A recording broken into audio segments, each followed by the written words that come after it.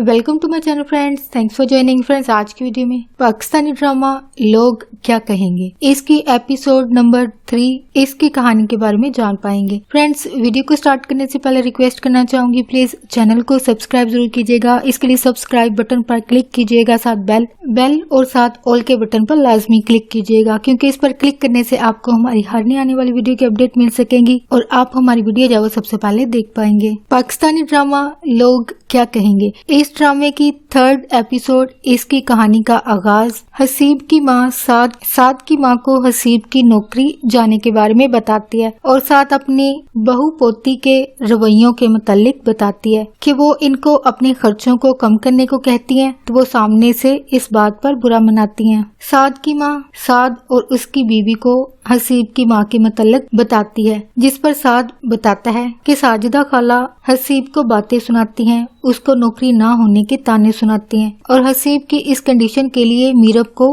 कसूरवार समझती है। और वो कहता है कि मीरब घर को संभालने के लिए पूरी कोशिश कर रही है, लेकिन हसीब और खाला हालात की वजह से जो है वो हिम्मत हार चुके हैं। साद की माँ इसको कहती है कि अब मीरब ही है जो इस मुश्किल के वक्त में हसीब और साजिदा को संभाल सकती है। कहानी में आगे हसीब को उसका एक पुराना कोलीग मिलता है जो इसके लिए जॉब ढूंढने के लिए कहता है, क्योंकि इसके पास जॉब नहीं होती है, और वो हसीब को बताता है कि वो एक ड्राइवर की नौकरी कर रहा है। हसीब का कोलीग इसको उसकी कैब से उतरते वक्त दोबारा उसको कहता है कि वो इसके लिए कोई नौकरी ढूंढे, अगर उसको अच्छी नौकरी मिलेगी, अच्छे पैसे मिलेंगे तो उसके बच्चे उसको दुआएं देंगे। हसीब को मीरब के बड़े भाई की कॉल आती है। मीरब का भाई उसको कहता है कि नौकरी ना होने की वजह से वो जिस मुश्किल का शिकार था, इसके बारे में उसने खुद उससे बात क्यों नहीं की, अगर वो बात करता तो वो इसकी कोई मदद कर देता। इस बात को सुनकर वो परेशान होता है और हसीब उससे पूछता है कि उसको नौकरी ना होने की बात मीरब ने बताई है, लेकिन वो इसको कहता है कि उसने नहीं बताई, बल्कि उसने मीरब की बातों से अंदाजा लगाया था। लेकिन वो इसको कहता है कि वो अपनी बीवी बच्चों के अखराजात खुद उठा सकता है, उसको किसी की मदद की जरूरत नहीं है। मीरब का भाई ये सुनकर उससे कहता है कि वो किसी नहीं है, वो मीरब का बड़ा भाई है। इन दोनों की बातों को मीरब की भाभी भी सुनती है और इसी बात को लेकर वो शोहर को ताना देती है कि हसीब ने उसकी बेइज्जती की है। लेकिन मीरब का भाई इसको कहता है कि उसको हसीब का ज़हनी तवाज़ुन ठीक नहीं लग रहा है, क्योंकि उसने पहले कभी इस लहजे में बात नहीं की है। हसीब घर जाकर मीरब पर गुस्सा करता है कि उसने अपने भाई को नौकरी ना होने की बात बताई है और इसको बेइज्जत किया है। लेकिन वो बताती है कि उसने सास के कहने पर उसने अपने भाई से मदद मांगी, लेकिन हसीब की माँ खुद को बेटे की नजर में अच्छा बनाने के लिए फौरन मीरब से कहती है कि वो अपने मियाँ बीवी के मामला से खुद को दूर रखे। और हसीब मीरब को कहता है कि उसने उसकी इज्जत नफ्स को ठेस पहुंचाई है, इस बात के लिए वो इसको कभी माफ नहीं करेगा। हसीब की माँ फिर से मीरब को उकसाती है कि उसके भाई ने तो मदद नहीं की है, अब उसको ही इस मसले का कोई हल ढूंढना पड़ेगा। वो कहती है कि वो क्या कर सकती है। उसकी सास उसको कहती है कि उसकी बड़ी बड़ी डिग्रियां किस दिन काम आएंगी, इसको जॉब करने को कहती है। मीरब इसको बताती है कि उसने साद को इस बारे में बात करने के लिए कहा था, लेकिन हसीब साद से इस बात की वजह से नाराज हो गया और उसकी साद से लड़ाई हो गई थी, क्योंकि हसीब नहीं चाहता है कि मीरब नौकरी के लिए दर दर की खाक छाने। लेकिन उसकी सास यहाँ फिर से कहती है कि कोई मर्द अपनी बीवी और उसके दरमियान किसी दूसरे मर्द को बर्दाश्त नहीं करता है, तो उसने क्यों इस बात के लिए साद को कहा और उसका सहारा लिया। मीरब कहती है कि हसीब इसको जॉब करने की इजाजत नहीं देगा। इसी दौरान गाड़ी के हॉर्न की आवाज सुनाई देती है। मीरब कहती है कि साद आ गया है, वो साद के साथ बच्चों को स्कूल से लेने जा रही है और अपनी सास को कहती है कि हसीब को उठने के बाद खाना दे दें, जिस पर वो कहती है कि वो ही अपने बेटे का अब तक ख्याल रखती आई है, तो अब क्यों ना रखेगी, और इस मुश्किल वक्त में वो ही अपने बेटे का ख्याल रख रही है। कहानी में आगे मीरब साद से कहती है कि वो हसीब से दोबारा जॉब के मुतालिक बात करे, और वो दोनों हसीब की कंडीशन के बारे में भी बात करते हैं कि वो पहले ऐसे कभी ना था, लेकिन जॉब के जाने की वजह से वो अब परेशान रहता है और कोई भी काम करने से पहले हार मान लेता है। बच्चों के स्कूल में मीरब की एक दोस्त इसकी अच्छी ड्राइंग की वजह से उसकी तारीफ करती है और इसको बताती है कि यहाँ स्कूल में एक आर्ट टीचर की जरूरत है, और क्योंकि उसके शोहर की जॉब ना होने की वजह से वो बच्चों के स्कूल की फीस भी अदा नहीं कर सकती है, लेकिन अगर वो ये जॉब कर ले तो इससे बच्चों की फीस भी कम हो जाएगी और उसके शोहर का बोझ भी हल्का होगा। इन दोनों की बातों को मीरब की बेटी भी सुन लेती है। मीरब घर पर बच्चों को पढ़ा रही होती है। इसी दौरान हसीब वहाँ आता है। इनकी बातों को सुनकर इसको बैंक से लिए गए कर्ज के मुतालिक बात याद आती है कि अगर उसने कर्ज अदा ना किया तो इनके घर को जब्त कर लिया जाएगा और घर सील कर दिया जाएगा। हसीब सारी बातों को याद करता है। इसको साद की बात जो मीरब के लिए जॉब के हवाले से वो बात करता है याद आती है और इसको अपनी बेटी की भी बात याद आती है। वो ये कहती है कि उसके स्कूल की 6 महीने से फीस अदा नहीं हुई है। इसके अलावा मीरब के भाई की बातें याद आती हैं। इसी दौरान में उसकी बेटी वहाँ आती है और अपने बाप से उसकी जॉब के मुतालिक पूछती है और साथ ही वो बताती है कि मामा स्कूल में आर्ट टीचर के लिए अप्लाई कर रही हैं, तो इनको अब स्कूल फीस के लिए परेशान होने की जरूरत नहीं है। ये सुनकर वो मीरब के पास जाता है और उसको कहता है वो क्यों इसके बेकार होने और जॉब ना होने की बात हर जानने वाले को बता रही है और ऐसा करके वो इसका मजाक बना रही है और ये कहता है कि उसका भाई दूसरे शहर से इसको बातें सुना रहा है और उसका दोस्त साद इसको बता रहा है कि उसे बीवी को कैसे खुश रखना चाहिए और इसको कहता है मेरी बर्बादी को मेरे जानने वाले ही मुझे मिर्च मसाले लगाकर सुना रहे हैं और इन सारी बातों के लिए मीरब को कसूरवार ठहराता है और कहता है इसी की वजह से उसके बच्चे भी ये समझते हैं कि इनका बाप इनके लिए कुछ नहीं कर सकता है। लेकिन वो इसको कहती है कि वो जॉब उसकी मदद के लिए करना चाहती है, लेकिन वो इसको कहता है कि वो अब इसके साथ क्योंकि रहना नहीं चाहती है। वो ऐसा इसलिए है क्योंकि वो अब पुरानी आसाइशों भरी जिंदगी इसको नहीं दे सकता है और इसने शादी भी सिर्फ उससे इसलिए की थी कि उसके पास पैसे थे। लेकिन वो ये कहती है कि वो ऐसी बातें ना करें, ये सुनकर वो मर जाएगी और उसने शादी उनसे इसलिए की क्योंकि वो इससे प्यार करती थी। लेकिन वो इसको कहता है कि अब वो क्योंकि अपने बच्चों के लिए कुछ नहीं कर सकता है इसलिए उसको मर जाना चाहिए और उसको कहता है तुम क्यों मरोगी, तुम तो अब अपने बच्चों के तमाम अखराजात जॉब करके उठा सकती हो। और कहता है कि अगर किसी को मरना चाहिए तो उसको मरना चाहिए। रात को हसीब दोबारा से सारी बातों को याद करता है और हसीब रूम में साइड टेबल पर एक नोट लिखकर रख देता है। कहानी में आगे हसीब की बेटी अचानक नींद से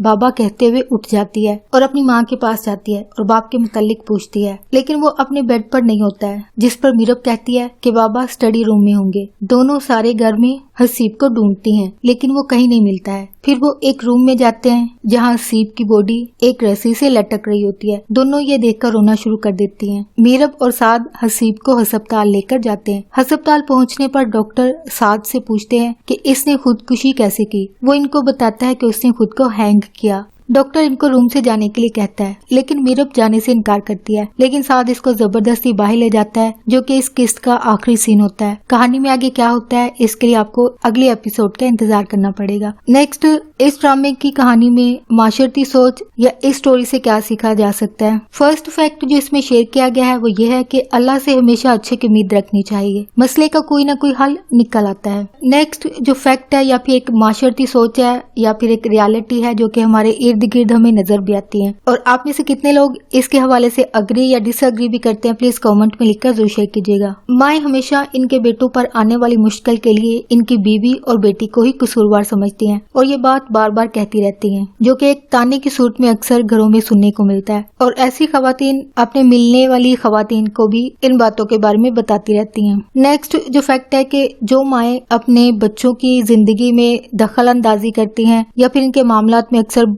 बोलती रहती हैं, जैसे कि हसीब की माँ इनके हर मामलात में बोल रही होती है और कहीं ना कहीं किसी बात से अपनी बहू को किसी काम के लिए उकसा रही होती है, तो इस तरह की चीजें इनके अपने बच्चों के लिए नुकसानदेह होती हैं, जो कि शायद इनके खुद के बच्चों की घरेलू जिंदगी के अलावा इनकी बातों की वजह से ऐसे हालात या ऐसी कंडीशंस इनके लिए हो जाती हैं, इनकी जानों के लिए भी ये चीजें और बातें जो है वो खतरा बन जाती हैं। जैसे कि हसीब की जिंदगी में सुसाइड जैसी हालत तक पहुंचना यकीनन एक बहुत बड़ा कदम होता है एक इंसान के लिए कि इंसान खुद की जान ले लेता है। इस फैक्ट के हवाले से आप क्या सोचते या समझते हैं, या आपकी क्या राय है, क्या एक्सपीरियंस है, या अगर आप इस फैक्ट के हवाले से अग्री या डिसअग्री भी करते हैं तो प्लीज कमेंट में लिखकर जरूर शेयर कीजिएगा। नेक्स्ट जो फैक्ट है, घर में बहू या एक शादीशुदा लड़की की जिम्मेदारी है कि जब उसके शोहर और इसके घर पर कोई मुसीबत आए तो उसे समझदारी से तमाम मामलात को संभालना चाहिए, न कि दूसरे लोगों को हर बात में शामिल करके अपने शोहर की इज्जत नफ्स को ठेस पहुंचाएं। जैसे कि कहानी में इस बात की शिकायत खुद हसीब भी करता है कि मीरब ने खानदान के लोगों और हर जानने वालों को उसकी हालत को बताकर उसका तमाशा बनाया है और यही बात उसको खुदकुशी